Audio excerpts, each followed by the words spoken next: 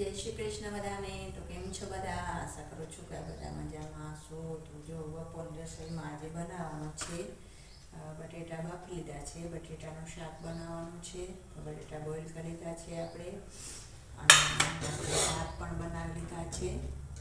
અને અહીંયા બાજુમાં આપણે લોટ પણ બાંધીને તૈયાર કરી લીધો છે. ગોળા બનાવ્યા છે અને મૂકી દીધું છે આપણે.